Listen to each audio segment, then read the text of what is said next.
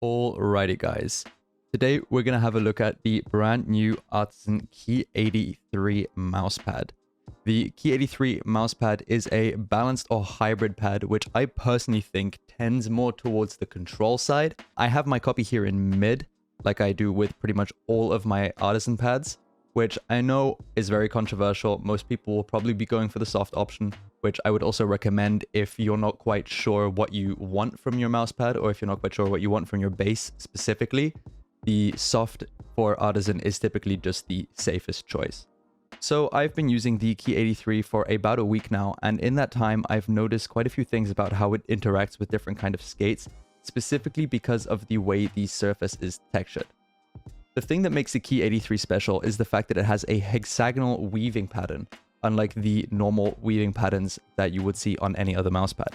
This weaving pattern means that the X and Y axis are a lot more similar in terms of their dynamic and static friction compared to other mousepads. One of the most noteworthy examples of mousepads with a considerable X and Y difference is the Artisan Hien.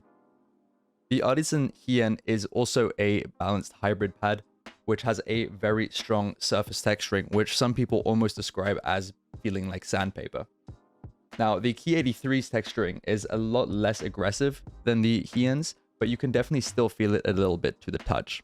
When looking at these two mousepads under the microscope, you can definitely see that there is a difference in the way that the actual surface is stitched as well. Because of this surface texturing, there is a little bit of mouse feedback, especially with more controlled skates like the Obsidians, which actually is the reason why I didn't enjoy this specific skate type on this mousepad so much. It almost felt a little bit sticky at times, using such controlled skates on a mousepad that has a little bit of surface texturing.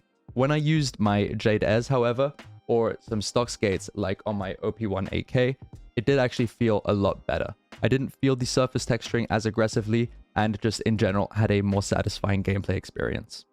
As I mentioned before, while the Key83 is a balanced hybrid pad, it does tend a little bit more towards the control side of things in my experience.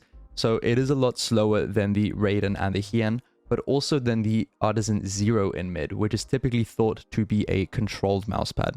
However, in the mid thickness, the Zero is a lot more of a balanced pad than a lot of people think that it is. But by no means is this a controlled pad. There are definitely still options out there that are a lot more controlled, and especially if you're going to be looking at mousepads with soft or extra soft bases, then the Key83 is definitely going to be acting as a lot more of a balanced pad than any of those options will be. Because of the hexagonal weave making the X and Y difference a lot less pronounced, this feels like a very, very consistent pad, which you could almost compare to glass pads in that sense. Glass pads obviously have absolutely no X and Y difference, which is one of the big reasons that they stand out amongst cloth pads. From all of the cloth pads that I have tested so far, the Key83 definitely comes closest in replicating that consistent feeling across different axes. This makes it very good in games where there is a lot of horizontal and vertical movement, or movement in a general 3D space like Fortnite, for example. Now, that does not mean that tag FPS players cannot use this mousepad.